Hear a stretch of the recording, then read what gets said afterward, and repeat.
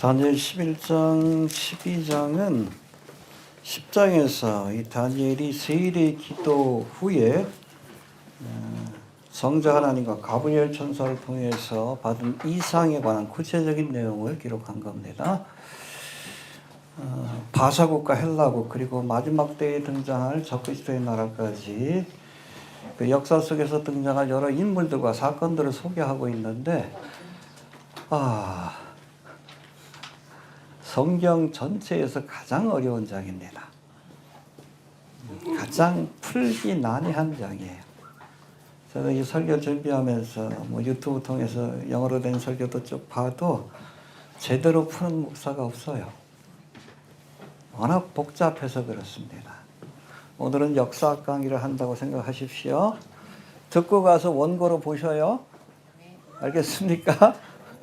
듣고 가서 제가 도표하고 다 보여드릴 테니까 확인하셔야 돼. 그렇지 않으면 헷갈려요. 그놈이 그놈 같고 안티오쿠스 1세, 2세, 3세, 다리오 1세, 2세, 3세, 셀루쿠스 1세, 2세, 3세, 프톨레미 1세, 2세, 3세 계속 나와요.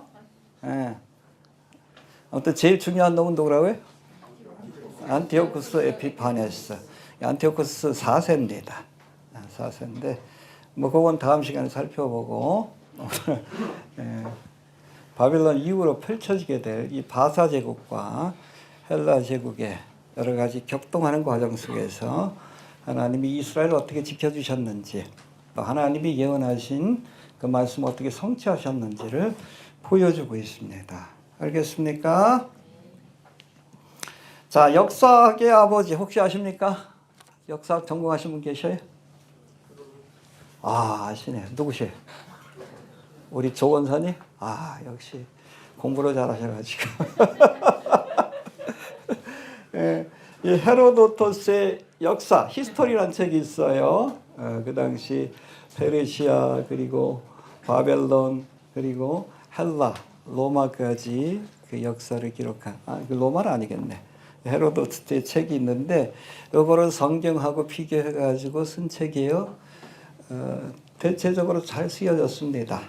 근데 이 책에서도 보니까는 한국 컴퓨터 성배라 그러는데 여기도 용어를 틀려. 프톨레미 3세인데 안티오쿠스 3세라고 그랬다가 그만큼 헷갈려요. 여러분 강의를 들으면서 헷갈리는 거 이상한 게 아니에요. 책을 만든 사람도 헷갈려 합니다. 제가 보니까 한 두세 군데 틀린 데가 있어요. 아무튼 이건 제가 소개할 테니까 한 35,000원이에요. 관심 있는 분들은 꼭 보시길 바랍니다. 이거 다다음 주까지 계속 봐야 될 것 같아요. 그렇다라고 보시면 됩니다.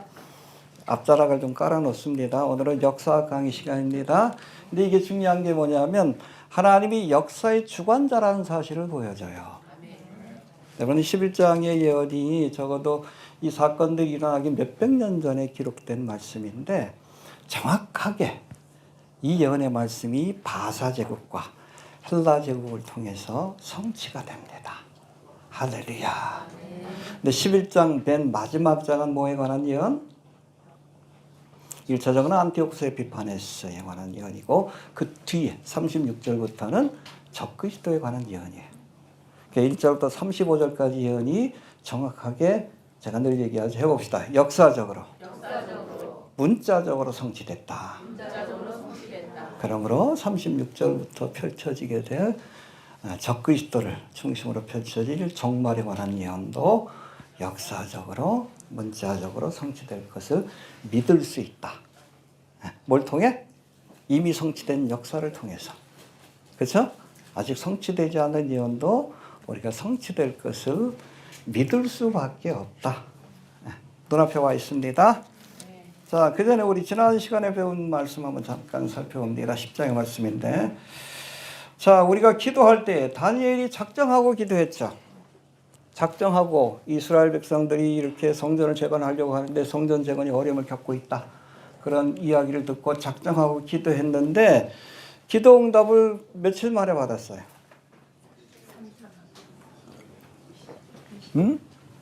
세일의 기도에 21일 만에 받은 겁니다. 근데 보니까는 이미 다니엘이 기도를 시작할 때 하나님이 응답을 주셨지만 응답을 가져온 누가? 가브리엘 천사가 바사국군에게 붙들려져. 이게 어둠의 영이에요. 여러분 세상 나라를 주관하는 여러분 어둠의 영이 있다는 것을 우리가 알아야 합니다. 정사와 권세와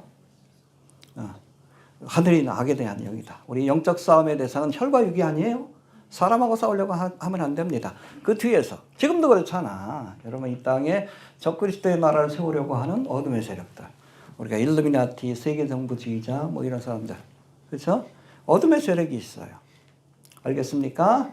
그 바사국과 싸우기 위해서 응답을 갖고 오기 위해서 3주의 시간이 걸렸는데 누가 도와줬다고요?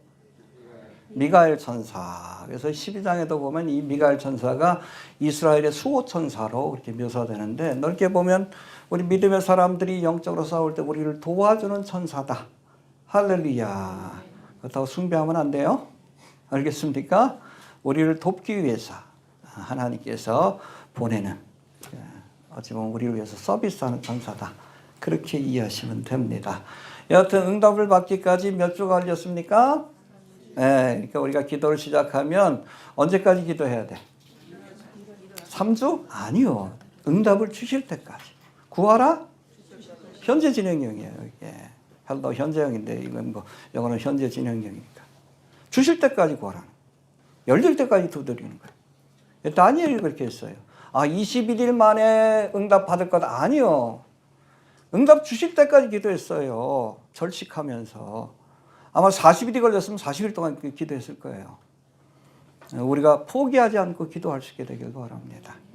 그럴 때 하나님께서 이 가브리엘 천사를 통해서 또 인자와 같은 분이 예수님을 통해서 앞으로 일어나게 될 특별히 이스라엘을 중심으로. 그래서 오늘 본문에 소개하게 될 역사는 바사와 헬라의 모든 역사와 모든 왕들을 기록한 게 아니에요.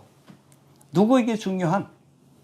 이스라엘에게 중요한 왕들과 사건들을 설명한 것이다. 알겠습니까? 하나님의 관점은 뭐 미국 대통령이 누군지 관심 없어.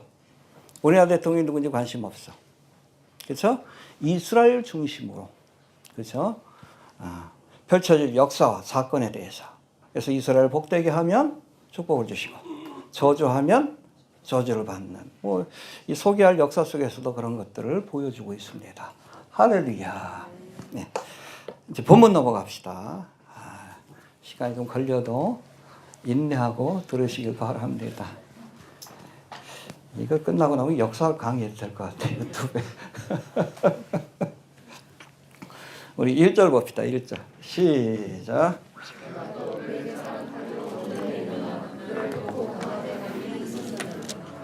여기 내가 누구예요?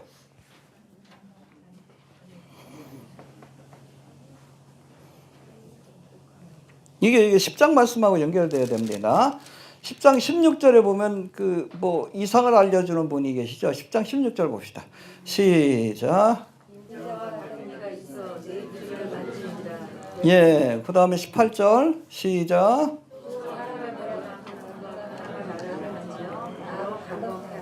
예, 그래서 여러분 그 강가에 다니엘이 기도하는 그 강가에 을레강인가요? 아무튼 거기에 세 사람이 등장했죠. 하나는 누구예요? 예수님. 그 다음에 가브리엘 천사, 또 하나 미가엘 천사. 근데 우리가 이어지는 말씀이라고 생각할 때 보면 여기서 말하는 내가는 누구예요? 성자 하나님으로 이해하는 것이 매끄럽습니다. 뭐 가브리엘도 그렇게 해석하는 사람도 있고 미가엘도 해석하는 사람도 있지만 성자 하나님이시다라고 보시면 돼요. 해봅시다. 성자 하나님께서 메대 사람 다리오 원년에, 그렇죠? 벨사살 왕을 물리치고 나서 그 다음에 고레스가 이 싸움에서 승리하고 나서 그 왕권을 누구한테 넘겨요? 장인어른. 그 메대 사람 다리오입니다. 여기 보면 또 다리오가 많이 나와. 여기 또 뒤에 다리오가 많이 나오는데 그 다리오하고 이 다리오는 다른 거예요. 알겠습니까? 이게 다리오 1세인데 이때 아마 에스라가 그 예루살렘에 가서 성전 재건을 독려하는 그 사건이 일어나요. 아무튼 이 다리오가 그 다리오가 아닙니다. 이건 메대 사람 다리오다. 그렇게 이해하시면 됩니다. 그 원년에, 그렇죠? 여기 사자굴의 사건이 그때 일어난 거예요. 그를 돕고 누구를 도왔어요? 예수님이 누굴 도왔습니까? 다리오를 도와서 강하게 하고 아무튼 나라를 세우는데 함께 하셨다는 겁니다. 할렐루야. 그래서 필요하시면 하나님께서 바벨론을 들어서 쓰시다가 패하시기도 하고, 또 필요하면 다리오를 들어서 바사국을 세우시고, 또 때가 되면 패하기도 하시고. 여러분, 예수님이, 여기서 내가라고 말하는 성자 하나님이 만물의 주관자가 되신다는 사실을 잊지 않길 바랍니다. 내가 필요하면 세우고, 필요 없다고 여기시면 벨사살처럼 하나님이 패하시고, 그 왕들을 세우시고 또 패하시는 권세가 누구에게 있다? 성자 하나님. 그래서 여러분, 마태복음 28장에 보면 부활하신 예수님이 승천하기 전에 뭐라고 제자들한테 말합니까? 복음 전파의 삶에 의임하면서 걱정하지 마라. 응? 하늘과 땅의 모든 권세를 내게 주셨다. 할렐루야. 예수님이 역사의 주관자라는 사실을 우리가 잊지 않길 바랍니다. 내가 다리오를 세운 거다. 내가 바벨론을 패한 것이다. 라는 선언이에요. 역사의 주관자가 누구라고요? 여러분, 트럼프도 아니요. 하나님이 필요하시니까 세우신 거고, 필요할 때 또 패하실 겁니다. 이해가 됩니까? 윤석열 세워놨지만 하도 이상한 짓거리 하니까 패하시잖아. 대한민국을 살리기 위해서. 하나님이 역사하시는 거예요. 해봅시다. 세우기도 하시고 패하기도 하신다. 여기 여러분, 이 세상의 왕들을 세우고 패하는 권세가 누구에게 있다? 내가 예수님께 있다는 것을 잊지 않길 바랍니다. 설교 끝났어요? 이게 결론입니다. 여러분, 11장의 결론이 그거예요. 주님이 역사를 주관하신다. 그걸 어떻게 할 수 있어? 예언하시고 성취되는 과정을 보면 저분이 계획하시고 계획하신 대로 그렇게 역사를 이끌어 가시는 역사의 주관자라는 사실을 알 수 있다는 거예요. 할렐루야. 믿습니까? 설교 끝났어요? 자, 이제 넘어갑시다. 복잡한 게 나오는데 2절 봅시다. 시작. 이제 내가 참된 것을 내게 보이리라. 보라, 사사에서 또 새 왕이 일어날 것이요 그에게 대체는 그들보다 심히 부유할 것이며 그가 그 왕으로 하여금 쟤는 예, 바사의 그 이후에, 다리오 이후에, 다리오는 고레스하고 통치가 겹치니까 고레스 키루스 2세 이후에 몇 개의 왕이 등장한다고요? 세 왕이 등장하고, 그리고 마지막으로 크세르크세스 아수에로가 등장할 것이다. 여기까지예요. 여기까지 예언입니다. 여기까지 예언을 설명한 거예요. 알겠습니까? 바사에서 일어난 세 왕은 고레스 왕 이후에 일어난 세 명의 왕을 의미합니다. 고레스 이후에 캄비세스, 스메리디스 해봅시다. 캄비세스, 스메리디스, 다리오. 알겠습니까? 고레스 이후의 아들이에요. 이 캄비세스 같은 경우는 특별히 이집트를 정복하는 일을 합니다. 근데 일찍 죽어요. 한 8년 통치하다 죽어요. 그런데 이 스메르디스가 사실은 캄비세스의 동생이거든요. 근데 원래는 이 캄비세스가 정적인 스메르디스를 죽여요. 죽였는데 이 캄비세스가 갑자기 세상을 떠나니까 주도 스메르디스라고 하죠. 스메르디스 비슷하게 생긴 애가 자기가 스메르디스라고 하면서 왕권을 차지해 버립니다. 그걸 누가 알아요? 그때 총리였던 신하였던 다리오가 압니다. 5명의 신하가 알아가지고 이렇게 반정을 일으켜가지고 결국엔 권력을 되찾아오는데, 이 다리오스는 총리 출신이에요. 이 고레스의 후손은 아닙니다. 이 다리오가 결국에는 이 5명 가운데 뽑혀가지고 그래서 페르시아의 왕이 되는 그런 과정을 볼 수 있는데, 이 다리오 때 에스라가 어디로 돌아가서 이스라엘 2차 귀환을 해서 뭘 합니까? 중단된 성전 재건을 재개하는 그런 사건이 일어나게 되는 겁니다. 알겠습니까? 다 설명했어요? 아는 척이라도 하셔요? 에스라 6장에 나옵니다. 다리오는. 다리오 1세입니다. 요 전에 누구요? 메대 왕 다리오고. 알겠습니까? 하도 이름이 많으니까 헷갈리죠? 요 고레스 바로 이전에 앞에서 설명한 사람이 메대 왕 다리오고, 얘는 다리오 1세요. 그리고 다리오 2세, 그리고 다리오 3세 때 알렉산더한테 패해가지고 결국엔 신하한테 목숨을 잃게 돼요. 바사국이 멸망을 하게 됩니다. 그건 뭐 자세한 건 안 나와요. 그렇게 보시면 됩니다. 얘가 다리오 1세. 2세는 뭐 뒤에 나오고 다리오 3세 때 페르시아가 멸망한다. 누구한테? 알렉산더한테 멸망한다. 그렇게 보시면 됩니다. 알겠습니까? 자, 우리 2절 다시 봅시다. 시작.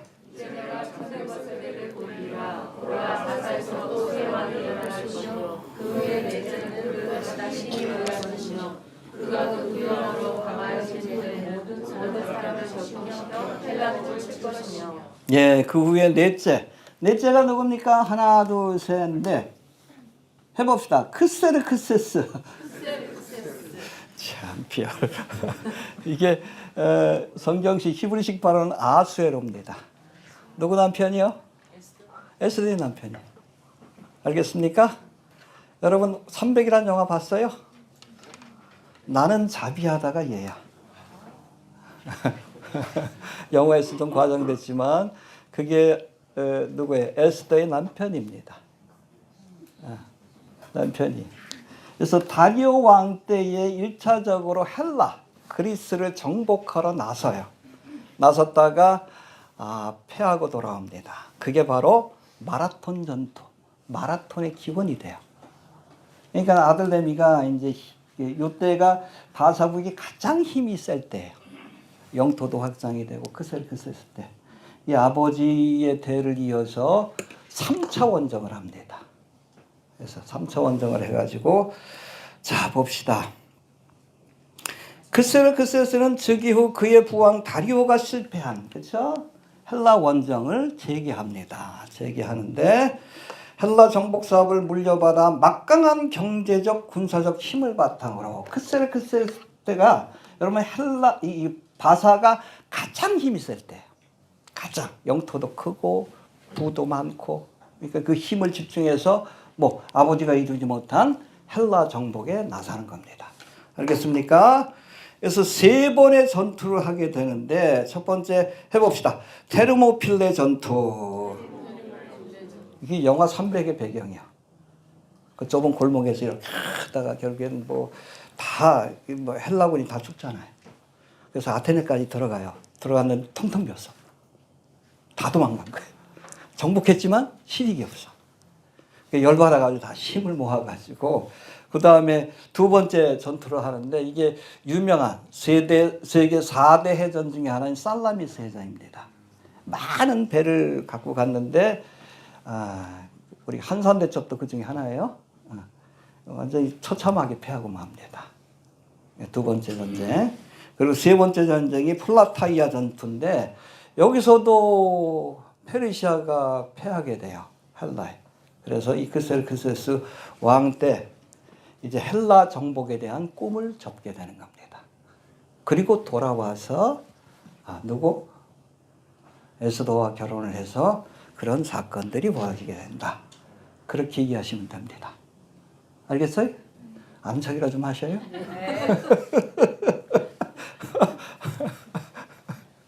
자, 우리 3절 봅시다. 3절. 자, 이제 바사국의 역사 여기까지 했습니다. 뭐 뒤에 이어져요. 다리오 3세까지. 근데 중요한 건 아니니까 건너뜁니다. 왜? 크셀까지 중요해. 왜? 누구 남편이기 때문에? 에스더 남편이니까.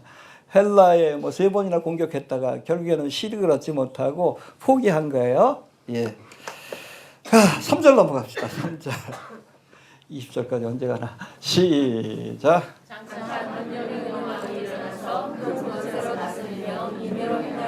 예, 바사국 이후에 장차 큰 능력 있는 왕 누구요?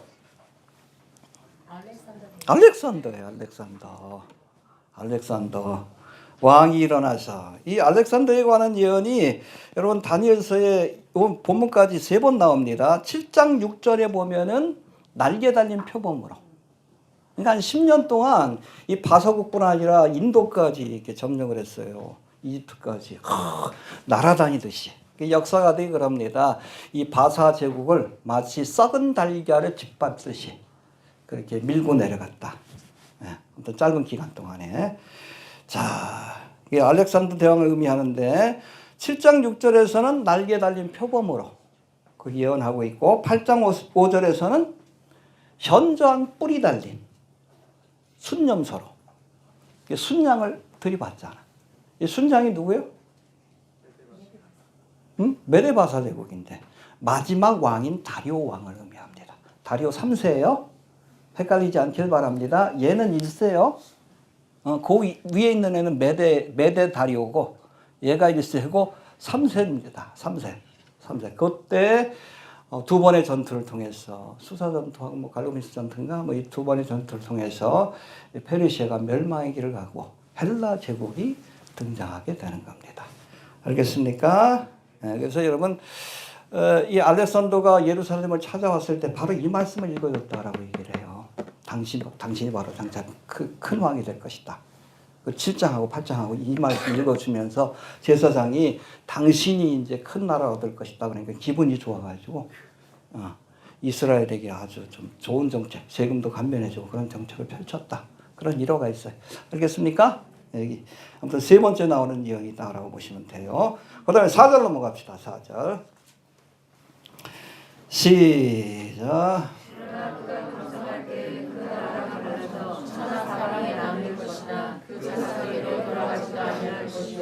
또 자기가 주장하는 곳대로 되지 아니하니 이는 그 나라가 꺾여서 이유의 사람들에게로 돌아갈 것이니. 그래서 역사가 증명하고 있습니다.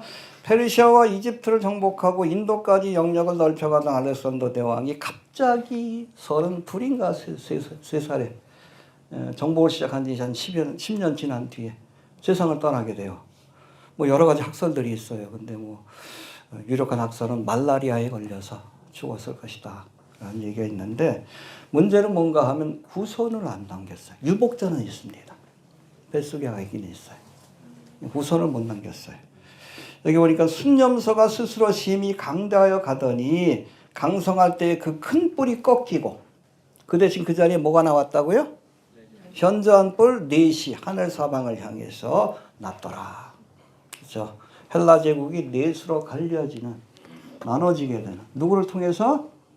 그 부하 장수들을 통해서 헬라 제국이 이렇게 넷으로 나눠지는 사건이 벌어지게 되는 겁니다. 이후로 이렇게 여기 보면 마케도니아 지역은 카산다, 니시마쿠스, 그리고 셀루쿠스, 시리아하고 바빌론 지역이죠. 그 다음에 이집트 지역은 프톨레미. 해봅시다. 카산다, 니시마쿠스, 소아시아 지역이죠. 그 다음에 셀루쿠스, 프톨레미. 이 중에 남방왕이 어디요? 프톨레미. 북방왕은 셀루쿠스 왕정입니다. 이게 그 뒤에서 계속 뭐 남방왕, 북방왕에 관한 그 예언의 말씀들이 나오는데 왜 이 나라들을 중요시 여깁니까? 이 중간에 이스라엘이 있어. 초창기 때는 이 프톨레미 왕조가 한 120년 넘게 이스라엘을 통치했어요. 이때는 굉장히 뭐 종교도 인정해주고 구약 성서도 뭐 헬라어로 번역해주고 또 이집트에 끌려온 그 유대인들도 해방시켜주고 프톨레미 왕조는 굉장히 친이스라엘적인 정책을 펼칩니다. 근데 안티오쿠스 3세 때 이 북방 왕이 결국에는 이 프톨레미 왕조가 통치하던 이스라엘 지역을 빼앗게 돼요. 가장 안티오쿠스 3세가 대왕이라 불린 만큼 가장 이 셀루쿠스 왕조에서는 큰 업적을 남긴 왕으로 알려져 있기 때문에 그때부터 본격적인 핍박이 시작이 되다가 언제 절정을 이룹니까? 안티오쿠스 4세 때 절정에 이르게 된다. 그렇게 보시면 됩니다. 왜 여기에 관한 역사를 기억하지 않았는가? 하나님은 관심 없어요. 이집트가 아니라 이스라엘을 중심으로 펼쳐지게 될 이 두 역사를 하나님이 집중적으로 그렇게 다니엘서를 통해서 예언하고 있다. 그래서 남방왕 그러면 프톨레미 왕자, 북방왕 그러면 셀루쿠스 왕자. 해봅시다. 프톨레미. 이것도 입에 붙어야 돼요. 셀루쿠스. 알겠습니까? 이렇게 보시면 됩니다. 남방왕, 북방왕 기준이 어디예요? 이스라엘이에요. 항상. 우리가 성경의 예언들을 보면 어떤 방향을 지시할 때 항상 기준은 이스라엘이다. 하나님의 관심도 이스라엘에 있다. 그렇게 이해하시면 됩니다. 자, 그렇게 사람들에게 돌아갔습니다. 자, 봅시다. 4절 다시 한번 봅시다. 시작. 그러나 그가 강성할 때 그 나라가 달라져 천하성을 행하는 것이니라. 그 자손에게 돌아가서 아니할 것이요 또 자기가 주장하던 그 세대로 되지 아니하리니 이는 그 나라가 꺾여서 유대의 사람들에게로 돌아갈 것입니다. 예, 그러니까 알렉산더 대왕의 자손에게도 돌아가지 않을 것이다. 알렉산더에게 자손이 있었어요? 죽을 때는 없었어. 근데 뱃속에 있는 아이가 있었어요.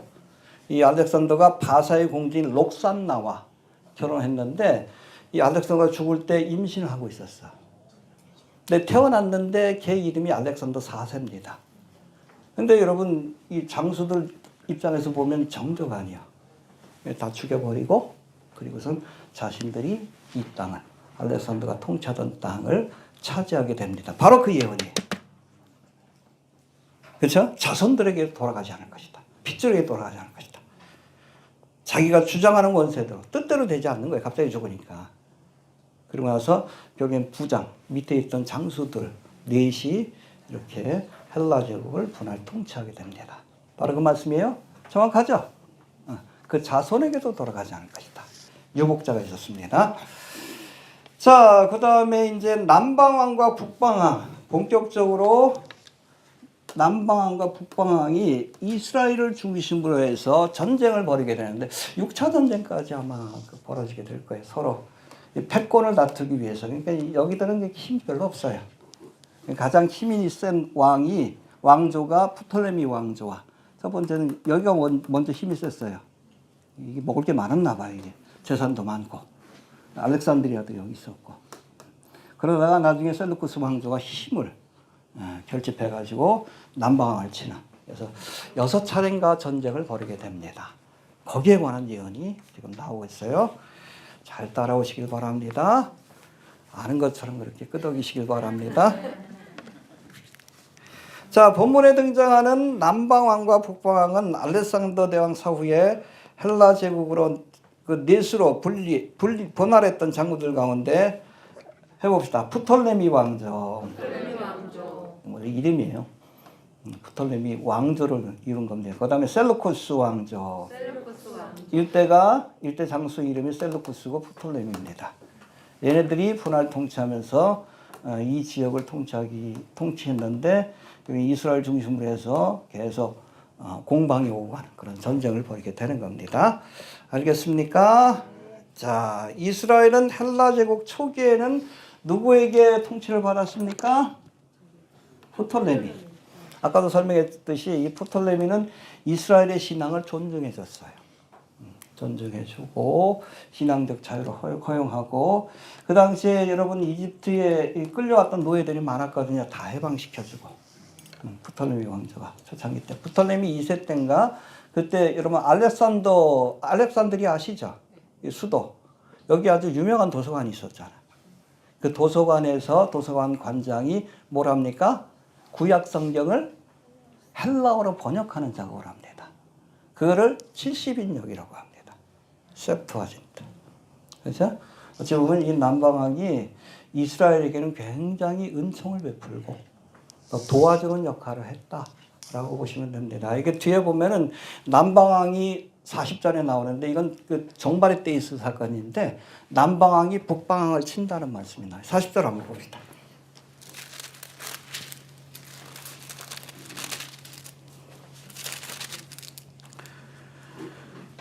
자, 40절 앞에 봅시다. 시작. 예, 여기 그르는 여기 북방왕, 적그리스도를 의미합니다. 적그리스도를 예표하는데 남방왕이 적그리스도를 찌르리니 여기서의 남방왕은 여러분 이집트의 왕이 아니에요. 7년 대환란 기간이니까.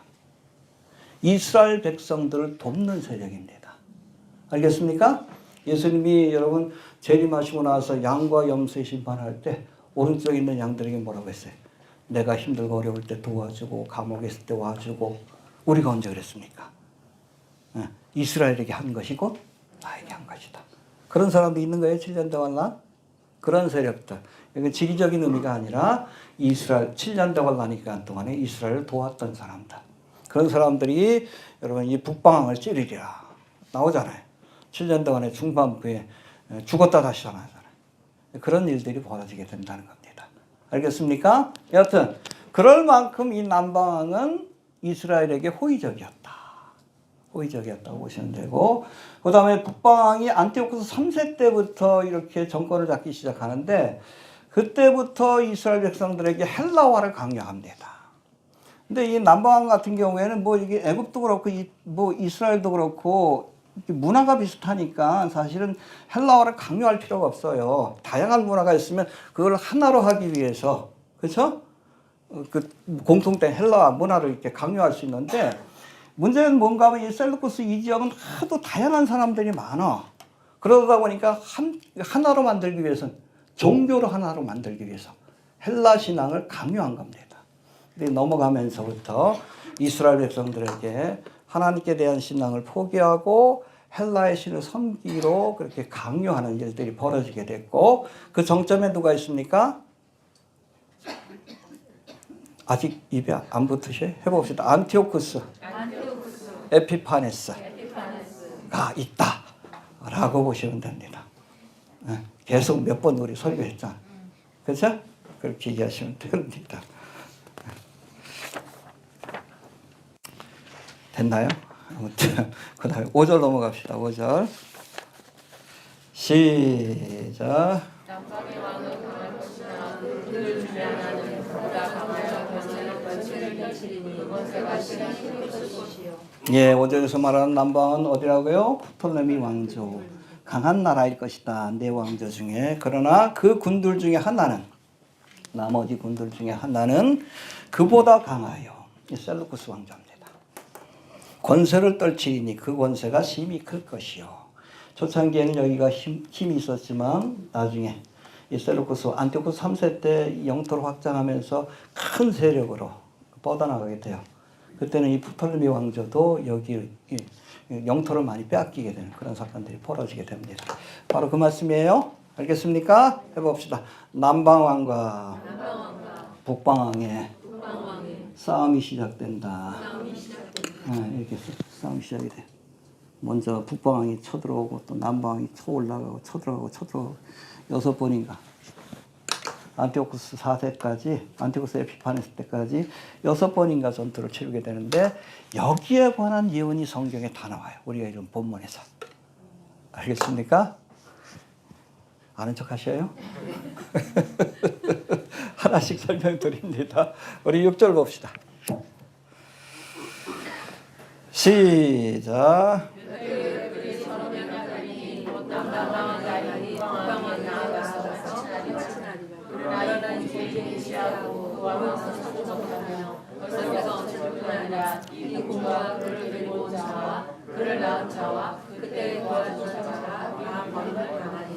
예, 셀루쿠스 왕조와 프톨레미 왕조가 서로 뭐 국정을 같이 되고 있으니까, 야, 우리 싸우지 말고 서로 친하게 지내자. 그래서 정략 결혼을 하게 돼요.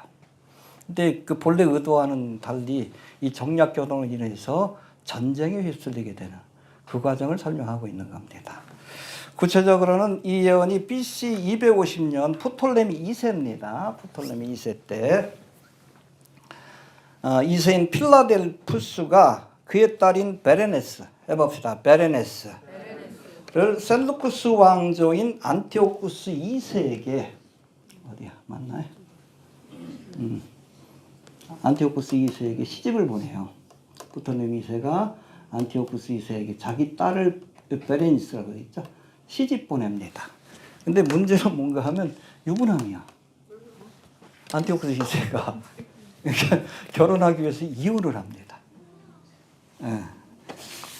옛날엔 그랬어요. 아무튼 헬라 뭐 로마 시대가 그렇게 도덕적이지는 않습니다. 알겠습니까? 이혼을 해. 정략 결혼을 하기 위해서 이혼을 하는데, 여기 보니까 우리 다시 한번 봅시다. 6절 시작.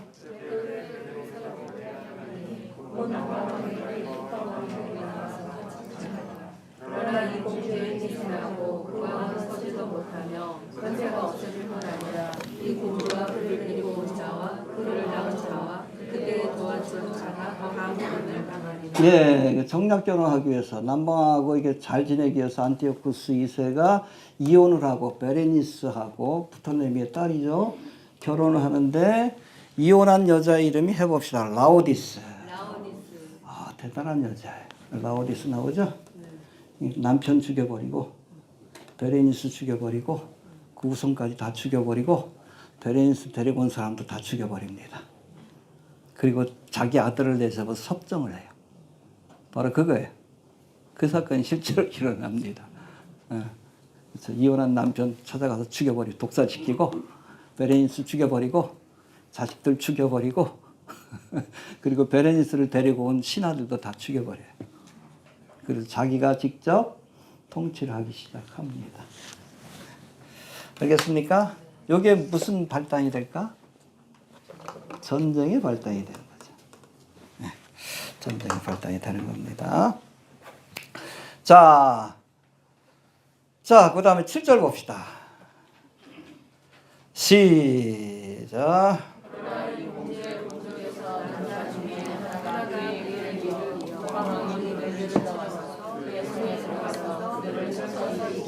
예, 친족 중에 하나입니다. 베렌스의 친족. 바로 프톨레미 3세입니다. 프톨레미 3세인데 누나야.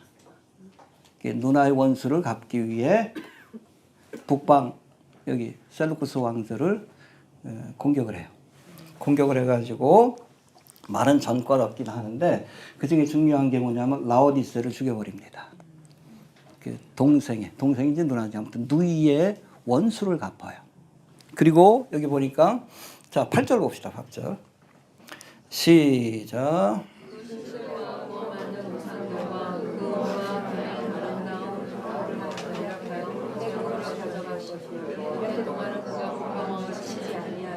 예. 그리고 라오디스를 죽여버릴 뿐 아니라 여기 있던 셀루쿠스 왕조에 있던 옛날 시리아에 있던 그런 보물들과 우상들을 가져옵니다. 이건 바벨론 시대 때 캄비세스 때인가요? 그때 다 좀 확인할게요. 아, 캄비세스 맞네. 캄비세스 때 BC 524년에 이때 바벨론 고레스의 아들입니다. 애굽으로 가가지고선 큰 승리를 거두고 거기 있던 보물들을 다 가져갔어. 우상들. 요거를 프톨레미 3세가 가서 다 되찾아온 겁니다. 알겠습니까? 라오디스 얘를 죽이고 그러니까 누이의 원수를 갖고 그리고 나서 빼앗겼던 몇백 년 전에 빼앗겼던 보물과 우상들을 애굽으로 원래 주인이 누구예요? 애굽이에요. 애굽. 애굽으로 가져오는 사건이 벌어진다.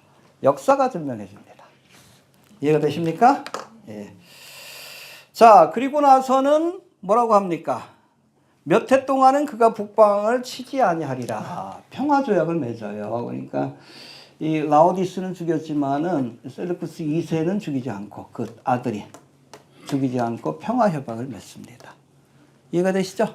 예, 역사가 기록하고 있어요. 자, 9절 넘어갑시다. 자, 시작.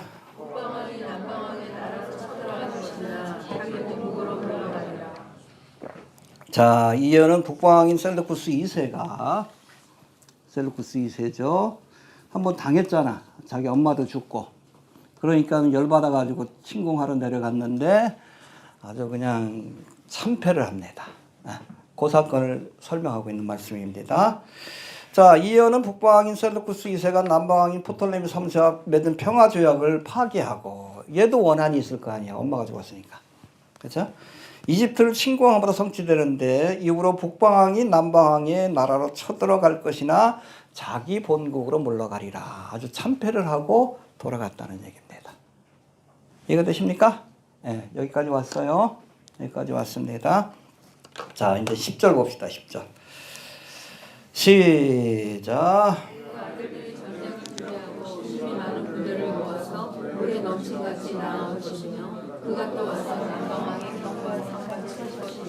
예, 누구의 아들들입니까? 셀루쿠스 2세의 아들들인데 이게 셀루쿠스 3세와 안티오쿠스 3세 이렇게 보시면 됩니다. 그래서 셀루쿠스 3세는 잠깐 다스리다가 뭐 죽었나 그래요. 아무튼 먼저 이 셀루쿠스 3세는 BC 227년에 왕위에 올랐지만 소아시아에서 전쟁을 벌이다가 그렇죠? 동료들에게 살해를 당하고 그의 동생인 안티오쿠스 3세가 이제 본격적으로 시리아 지역 북방 지역을 다스리기 시작을 합니다. 근데 이 안티오쿠스 3세 때에 이 시리아가 가장 큰 영토를 가지고 가장 큰 권세를 누렸던 시기라고 보시면 되는데, 근데 그것 때문인지 몰라도 여러 차례 전쟁을 하다가 결국에는 패망이 일어나는 모습을 보여주고 있어요. 이후로 역사. 오늘 성경에서도 아마 나올 겁니다.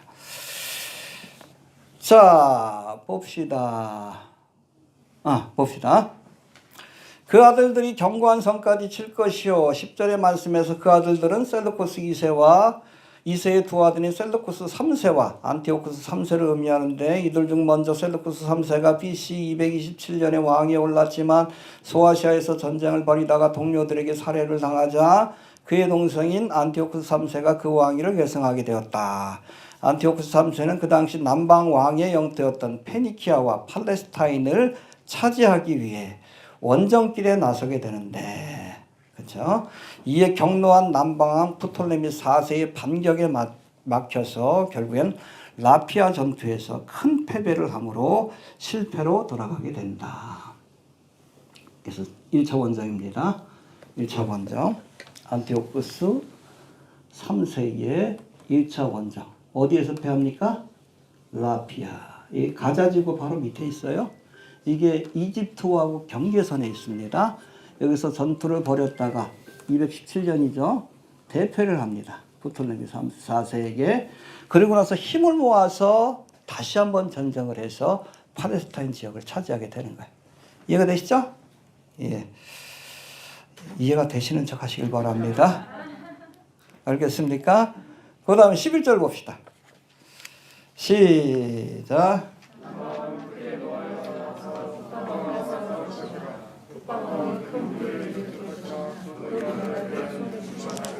이게 바로 라피아 전투입니다. 지금 뭐 나파라고 하는 것 같은데, 이스라엘이 맨 끝에 있는 도시다. 여기 가자지구예요. 가자지구. 그 밑에 있는 도시고 조금만 넘어가면 이집트입니다. 여기서 전투를 벌이다가 크게 패합니다. 안티오쿠스 에피파네스가. 알겠습니까? 2차 전투에서는 승리를 해요. 자, 그리고 나서 12절을 한번 봅시다. 시작.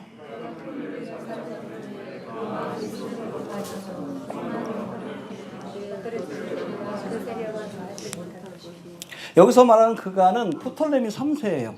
프톨레미 4세인가? 헷갈려. 근을 그런 것 같아가지고. 프톨레미 4세입니다. 자, 이 프톨레미 4세의 반격에 막혀가지고 안티오쿠스 3세가 라피아 전투에서 아주 참패를 합니다. 그러니까 이 프톨레미 3세가 교만해졌어요. 교만해져가지고, 자, 북방왕이 큰 무리를 일으킬 것이나 그 무리가 그의 손에 붙임 바 되리라 하신 11절의 예언처럼 얘가 교만해져가지고 프톨레미 4세가 어디에 들어갑니까? 지성소에 들어갔다가 하나님의 심판을 받고 죽어요. 이해가 됩니까? 그 승리를 자축하기 위해서 뭐 성전에 가서, 예루살렘 성전에 가서 자기가 하나님 앞에 제사 지낸다. 거기까지는 괜찮은데 지성소에 들어갔다가 갑자기 세상을 떠나게 됩니다. 프톨레미 4세가. 예, 오늘 본문의 말씀이 그겁니다. 알겠습니까? 예. 자, 13절 봅시다. 13절. 시작.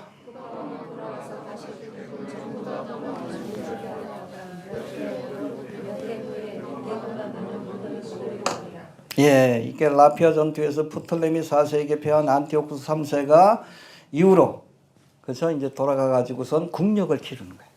그래서 페르시아 지방과 아시아 지방을 원정해서 북으로는 카스피해, 동으로는 인더스강에 이르는 아주 큰 영토를 확보하고 또 많은 군자금을 마련한 뒤에 다시금 국력을 배가시켜서 다시 한번 남방을 칩니다. 근데 이번 전투는 어디에서 벌어집니까?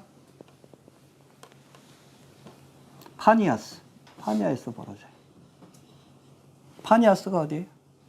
성지순례 가신 분 아는 곳이에요. 판신을 섬기는 것. 가이사라 빌립보입니다.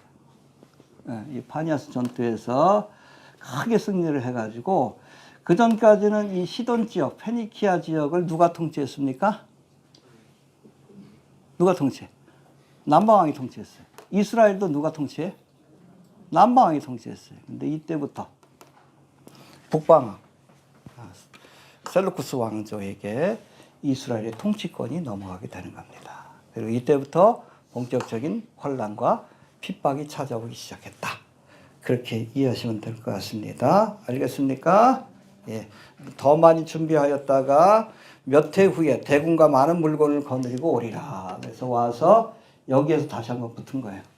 217년 BC 그리고 200년인가 그렇습니다. 한 17년 동안 준비해가지고서 여기서 한번 붙어가지고 이번에는 북방왕이 큰 승리를 거둬서 특별히 여기 페니키아 지역뿐 아니라 유대 지역을 통치하게 되는 그런 사건이 벌어지게 되는 겁니다. 자, 봅시다. 14절. 여기 관한 설명인데 같은 설명인데 시작. 그때 여러 사람이 일어나서 남방을 칠 것이요 내 백성 중에서도 강한 자가 스스로 높아져서 이상을 이루려 할 것이나 그들이 넘어지리라. 예, 아까 뭐 내용하고도 같이 연결이 되는데 그때 여러 사람이 일어나 남방을 칠 것이요. 이 말씀은 프톨레미 4세가 안티오쿠스 3세와의 전투에서 승리한 뒤 교만해져서 어디 들어갔어요? 지성소 들어갔다 갑자기 죽어요. 그러니까 뭐 자식이 4살밖에 안 돼. 프톨레미 5세가 즉위를 했는데 나이가 몇 살? 4살밖에 안 돼. 그러니까 이집트 곳곳에서 내란이 일어난 거예요. 그거를 틈타서 누가? 안티오쿠스 3세가 이집트를 정복하게 됩니다. 그래서 알렉산더 수도만 제외하고 다 정복을 해버려요. 근데 그걸 다 정복하지는 않고 일단 물러섭니다. 알겠습니까? 예. 그 사건이고. 자, 그리고 우리 13절 다시 한번 봅시다. 13절이요? 14절 다시 한번 봅시다. 시작. 그때 여러 사람이 일어나서 남방을 칠 것이요 내 백성에서도 강한 자가 스스로 높아져서 이상을 이루려 할 것이나 그들의 명이 넘어지리라. 예, 그때 여러 사람이 그렇죠. 여기 안티오코스 3세까지 포함돼서 내란이 일어나서 남방왕의 혼란에 빠지게 되는데 여러분 그때 여러분 이스라엘이 누구의 관 아래에 있었어요? 남방왕의 관 아래에 있으니까 여기서 말하는 네 백성 중에서도 네 백성이 누구예요? 다니엘의 백성 누구예요? 유대인들 가운데서도 강포한 자가 스스로 높아져서 이상을 이루려. 그렇죠? 이상을 이룬다는 게 뭡니까? 자신들의 꿈, 뭐요? 아니, 성전은 이미 있고 독립을 꿈꾸기 위해서 안티오쿠스 3세 편에 들었는데 상황이 그들의 뜻대로 안 된 거예요. 독립이 된 것이 아니라 주권이 어디로 넘어갑니까? 북방왕에게 넘어가고 오히려 더 큰 환난과 핍박을 당하게 되었다. 바로 그걸 예언한 겁니다. 이해가 되시죠? 되는 것처럼 그렇게 하시길 바랍니다.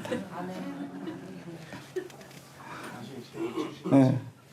아무튼 그겁니다. 자, 백성 중에 강포한 자가 스스로 높아져서 이상을 이루려 할 것이나 그들이 도리어 이때 여러분 반란을 일으키니까 이 남방 쪽에서 스코피오라는 장군이 나타나가지고선 이 독립을 하려는 그 이스라엘을 또 침공을 하게 돼요. 그래서 이 계획이 무의로 돌아가는 사건이 벌어지게 됩니다. 자, 그리고 15절, 16절 봅시다. 시작. 이에 백방왕은 와서 성을 쌓고 병과 성을 취할 것이요 남방 군대는 그를 당할 수 없으며 또 그가 행하는 대로 그를 당할 힘이 없을 것이므로 오직 선실한 자가 이로 행하리니 그니 그 앞에서 사람이 없겠고 그가 영화를 짜게 쓸 것이요 그 손에 멸망이 있으리라. 예, 이게 바로 아까 설명한 파니아스 전투의 상황을 묘사한 말씀이다라고 이해하시면 됩니다. 힘을 기르고 나서 안티오쿠스 3세가 마케도니아의 빌립과 동맹을 맺고 프톨레미 왕조를 공략하여 영화로운 땅인 이스라엘 땅을 점령한 사실을 예언한 것인데 안티오쿠스 3세의 군대가 파니아스 이 전투에서 승리한 뒤에 먼저 어디를 차지합니까? 이 지역을 차지해요. 그러고 나서는 영화로운 땅인 유대 지역의 그런 통치권까지도 차지하게 된다. 그렇게 이해하시면 됩니다. 내란을 이용해서. 알겠습니까? 예. 자, 17절 다시 한번 봅시다. 17절. 시작. 그가 결심하고 전국의 힘을 다하여 여겼다가 그와 같이 할 것이요 또 여자의 딸을 그에게 주어 그 나라를 패하게 하려 할 것이나 이루지 못하리니 그에게 무익하니라. 그래서 전투에 승리하고 나서 거의 이집트를 다 차지했어요. 근데 어디만 남았다고요? 알렉산드리아 수도만 남았습니다. 근데 물러나요. 물러나고 나서 그 다음에 하나의 계략을 세웁니다. 내 딸을 시집 보내가지고 딸을 통해서 섭정을 하겠다. 알겠습니까? 프톨레미 5세가 아직 나이가 어리고 그러니까 섭정을 하겠다는 생각을 가지고 딸을 시집을 보내는데 딸의 이름이 여러분 다 알아요. 클레오파트라입니다. 클레오파트라 1세예요. 여러분이 알고 있는 클레오파트라는 그래서 프톨레미 왕제의 마지막 여왕 클레오파트라는 7세입니다. 근데 원래는 어디 출신이요? 프톨레미 출신이 아니라 셀루쿠스, 시리아 출신의 여자입니다. 안티오쿠스 3세의 딸이에요. 이 딸을 보내가지고 야 남편 잘 부슬러서 우리의 속국으로 만들어라. 그래 그런 의도를 가지고 시집을 보냈는데 이 클레오파트라가 누구 편을 들어? 아버지가 아니라 남편 편을 들어요. 그리고 그때 한참 일어나는 로마와 프톨레미가 계약을 서로 지켜주기로 군사동맹을 맺는데 그 결정적인 역할을 누가 합니까? 클레오파트라가 닥쳤던 개가 된 거예요. 이 녀석이 그런 거지. 그러니까 남편 편을 든 겁니다. 그래서 어려움을 겪게 되는 거예요. 그래서 이 안티오쿠스 3세가 나중에는 결국에는 로마하고도 부딪히게 되는데 그때 큰 패배를 해가지고 결국 멸망의 길을 가게 되는 그런 말씀이 또 이어집니다. 알겠습니까? 자, 봅시다. 15절, 16절. 17절 했죠. 우리 17절. 그 다음에 18절, 19절 봅시다. 18절부터 봅시다. 시작. 그 후에 그가 얼굴을 성들로 돌이켜 많이 취할 것이나 한 대장이 있어서 그의 보이는 수욕을 씻고 그 수욕을 그에게로 물릴 것이므로 그가 드디어 그 얼굴을 돌이켜 자기 땅 산성들로 향할 것이나 거쳐 넘어지고 다시는 보이지 않으리라. 예, 그렇죠. 안티오쿠스 3세가 어떻게 딸내미한테 배신 나하고 나서 열받으니까 여기 있는 섬들을 다 정복해가지고 세력을 확장시킨 거예요. 확장시켰는데 또 하나의 변수가 생깁니다. 그 후에 그가 얼굴을 섬들로 돌이켜 많이 취할 것이나 한 대장이 있어서 그의 보이는 수욕을 씻고 한 대장이 누구냐 하면 로마의 유명한 장수입니다. 이건 페니키아예요. 그렇죠. 카르타고의 장수고. 한지발이 혹시 무슨 뜻인지 아셔요? 바알의 은총이라는 뜻이에요. 페니키아 출신인데요. 페니키아 시돈. 이세벨의 후예예요. 한지발이. 시돈. 이 페니키아가 유명하잖아. 알파벳도 만들고. 이 지역, 지중해 지역을 사실은 로마가 장악하기 전에 이 페니키아가 다 장악을 하고 있었어요. 무역을 하고. 그 식민지가 있어요. 북아프리카에 아주 유명한 식민지가 있어요. 카르타고 출신이에요. 한니발이. 페니키아 사람이고. 이 한니발이 뭘 유명해? 코끼리를 갖고 와가지고선 로마를 초토화시키잖아. 그 한니발을 무찌른 장군이 있어요. 그 장군이 바로 스코파스라는 장군입니다. 해봅시다. 스코파스 장군인데 이 한니발을 물리친 장군입니다. 카르타고에서. 그 한니발과의 전쟁에서 로마에서 한 번 붙었고 카르타고 맨 마지막에 아마 카르타고를 정복할 거예요. 스코파스에 의해서. 그런데 1차 전쟁에 패하고 나서 이 한니발이 어디로 도망옵니까? 셀루쿠스 왕조로 도망가요. 안티오쿠스 3세에게. 힘을 기르기 위해서. 그러니까 교만해진 거예요. 안티오쿠스 3세가. 로마하고 한번 뜨자. 지난번에 한번 좀 기분 나쁜 일도 있는데. 그래서 전쟁을 벌입니다. 어디에서? 이 마그네스라고 돼 있나? 어디 있나요? 해봅시다. magnesia. 막내인가? 아무튼 에베소 바로 위에 있어요. 여기서 로마와 셀루쿠스 왕조가 여기에서 전쟁을 벌이는데 안티오쿠 3세하고 누구하고 전쟁을 벌인다고요? 스키피오. 명장입니다. 명장. 아주 대패를 해요. 그래서 여기에 북방왕도 쇠퇴의 길로 가게 됩니다. 전쟁이 지게 되면 어떻게 해야 돼?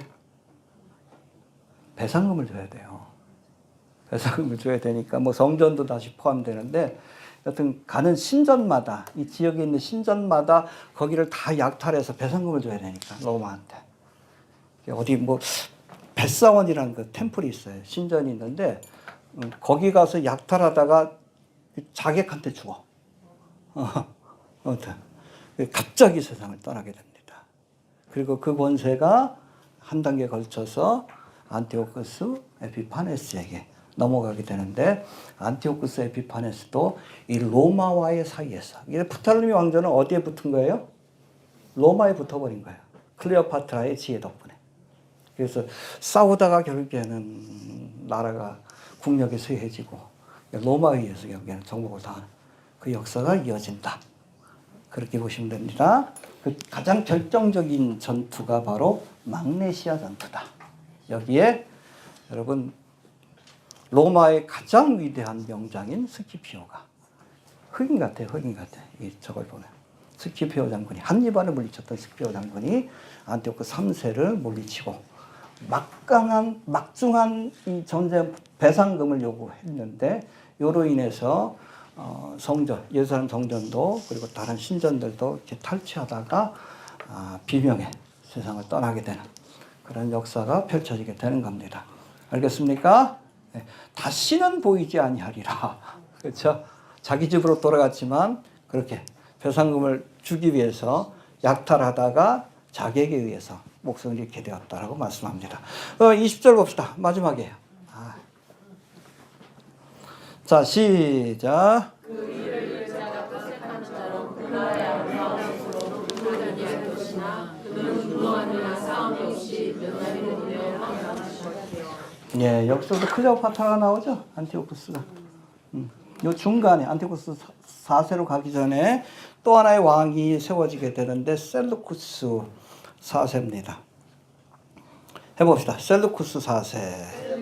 그래서 20절은 셀루쿠스 4세에 관한 예언인데 본문에서 보니까 토색하는 자, 이 토색하는 자라는 것은 세금을 징수하는 사람이라는 뜻입니다.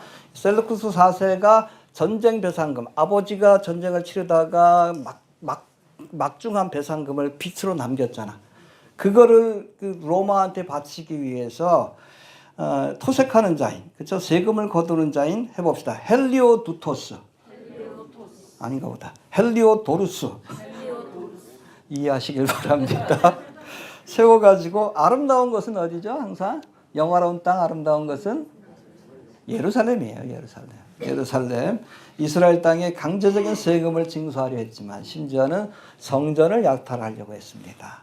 뜻을 이루지 못하고 여기 보니까 이어지는 말씀이 보니까 그는 분노함이나 싸움이 없이 누구예요? 셀루쿠스 4세가 뭐 전쟁도 치르지 않았는데 몇 날이 못 되어 망할 것이다. 죽을 것이다. 누구에 의해서? 자기가 세금 징수사로 세웠던 헬리오도루스에 의해서 세상을 떠나게 됩니다. 그리고 그 공백, 권력의 공백을 누가 메꾸게 돼요?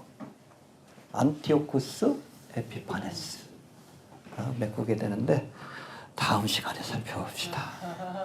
알겠습니까? 역사 강의를 마칩니다. 자, 본문에 기록된 바사 왕과 헬라 왕들에 대한 예언은 모든 바사 왕들과 헬라 왕들에 대한 예언이 아니에요. 한 반 정도는 생략이 됐습니다. 이건 이스라엘에게 영향을 미친 그런 왕들에 관한 기록인데 역사를 바라보는 하나님의 관점은 어디가 중심입니까? 이스라엘. 그래서 이스라엘을 종말의 계시기라고 얘기하는 겁니다. 거길 봐야 돼. 지금 뭐 치고 있다는 소식도 있고 그런데 이란 치고 있다는 소식도 있는데 아마 투닥투닥 할 거예요. 그래서 좀 대충 두들기고 나서 아브라함 협정까지 가면 이스라엘 땅에 평안하다, 안전하다 할 때가 잠시 찾아올 수도 있습니다. 지켜봅시다.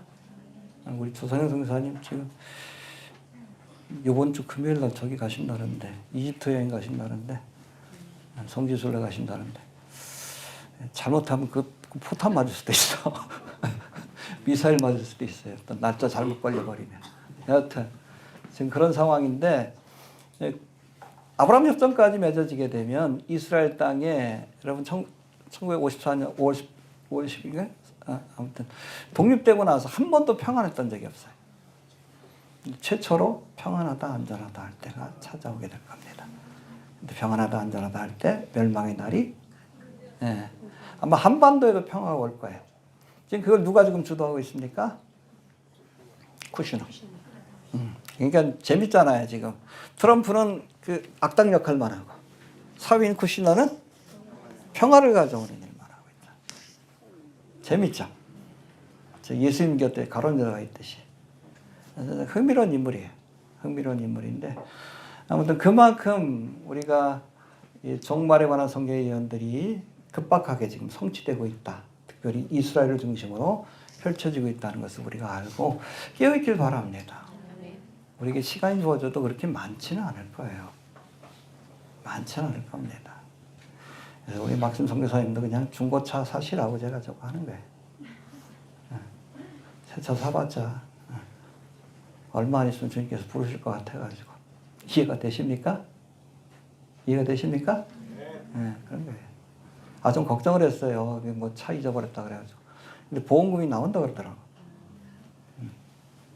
근데 막심 선교사님이 또 차에 대한 욕심이 좀 있어요. 지난번에 그 차 살 때도 그때 한 6천만 원 보내드렸는데 말씀드렸잖아요. 곱하기 2 아니에요. 아이오닉 3인데도 그랬어. 사실은 아이오닉 5를 타고 싶어 했거든. 근데 계산해보니까 거의 한 1억이야. 근데 올해도 뭐 중고차 살 수 있는 돈은 나온 것 같아요. 근데 거기다 한 뭐 17,000불 좀 더해가지고 새 차를 사고 싶은 것 같은데 이제 모른 척하고 있어요. 이해가 되십니까? 그냥 중고차 사도 될 것 같아가지고 모른 척하고 있어요. 네. 주님 오시더라 가까운데. 막심에 잘 모르겠지만 내가 보기에는 저도 뭐 10년 넘은 차 타고 있는데 그렇잖아요. 네. 근데 급박하게 돌아가고 있다는 거 우리가 알아야 합니다. 이해가 되시죠? 그건 뭐 우리가 뭐 대한민국을 보고 미국을 봐서가 아니에요. 이스라엘을 봐서 그런 거예요. 이스라엘 중심으로 하나님께서 모든 것들을 판별해. 이스라엘 중심으로 북방향이고 이스라엘 중심으로 남방향인 거예요. 이스라엘 복되게 하면 복을 주시고 저주하면 저주하시는 거예요. 트럼프가 다른 건 몰라도 이스라엘 복되게 하면 축복받는다는 그거 한 가지 아는 놈이야. 그러니까 깡패짓해도 그냥 놔두시잖아. 깡패짓해도. 그거 하나 아는 거예요. 그거 하나. 우리나라 정치에도 계속 개입하잖아. 이게 미국 백악관도 얼마나 분별력이 없는지 통일교도 기독교인 줄 알아. 소년보가 왜 잡혀갔는지도 모르는 거예요. 한국교회를 핍박 아니에요. 좀 정리해야지 한국교회가 살아나지. 통일교도 기독교라니 분별력이 없지 거기. 백악관 행정부들. 이해가 되셔요? 통일교 뭐 조사하는 걸 마치 그냥 기독교를 핍박하는 걸로. 이게 무슨 기독교가 무슨 상관 있어? 기독교를 도와주는 거지. 소년부를 뭐 구국의 뭐 영웅이고 신앙적으로 그게 무슨 신앙이 좋아? 한국교회를 그냥 정치판으로 만들어 놓은 녀석인데. 이게 답답하다는 거예요. 분별력은 떨어지지만 그래도 한 가지는 이스라엘을 돕는 일에 앞장서는 거. 그거 한 가지만 보시는 것 같아요. 제가 보기에. 빠르게 지나갑니다. 트럼프가 라스트 트럼프가 될 수 있어요. 기억하길 바랍니다. 자, 본문에 기록된 바사왕과 헬라왕들에 관한 예언들이 너무나 정확하잖아요. 그렇잖아요. 세세한 부분까지도 누구 시집 보낼 거고 시집 보내고 나서 얘가 죽을 거고 그런 것까지 정확하잖아. 얘는 어떻게 하다 죽을 거고 안티오스 3세는 또 어떻게 죽을 거고 로마에 의해서 이렇게 패할 거고 너무 정확하잖아요.